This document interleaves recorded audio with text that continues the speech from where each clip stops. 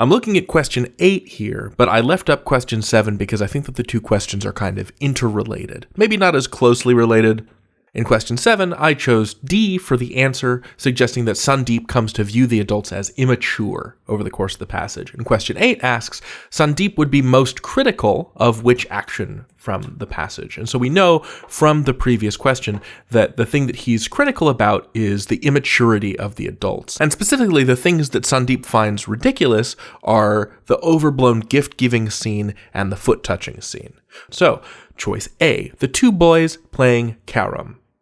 In a sense, I get why this would seem tempting because it's about two boys and something that Sandeep criticized was immaturity, but he is specifically critical of adults being immature, not boys being immature. I'm going to cross it out. Mamima's inquiry about the gender of the child. I'm not sure. I'll go check that out in a second. I'll dive into the passage. The old lady's reaction to the gift. Now, the old lady's reaction to the gift is part of the yogurt and candy gift giving, and Sandeep thought that was pretty silly and immature. I have a good feeling about C. The son and the daughter-in-law waiting in the anteroom. I want to find this and see if it has anything to do with feet touching, and if it doesn't, I feel pretty confident that we can knock it out. But first, let me run down choice B to see if there's anything that Sandeep was critical about when it came to Mamima's inquiry about the gender of the child.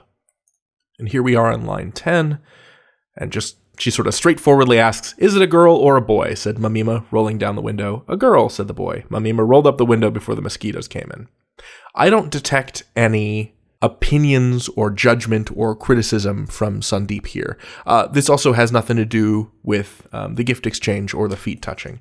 So here at line 30, we have the old lady's reaction to the gift. "This is too much," she said, as though she'd just gotten a diamond. That's a really strong contender. I think that's probably our answer. But I also wanted to find, here we are at line 41, the son and the daughter-in-law emerged shyly from the anteroom. And then the feet touching happens immediately after. But I don't think that's what the question... Yeah, that's not what the question's asking. The question's not asking about what happens after they come out of the anteroom. They're talking about the waiting specifically. And there's nothing that Sandeep says that is critical about how they're waiting in the anteroom. It's what happens after they come out. That's a tricky one.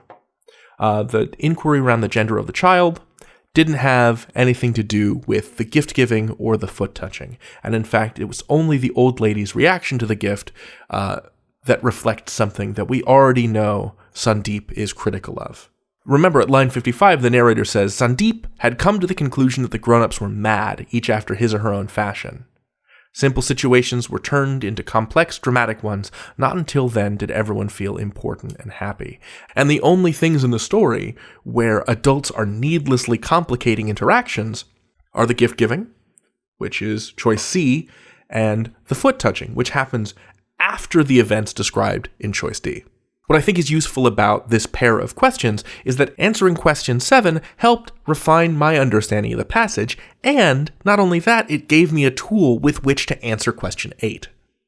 Sometimes the way in which you answer one question can grant you an insight towards answering another one, or even going back and changing your answer if some new information is brought to light by the way you answered a different question.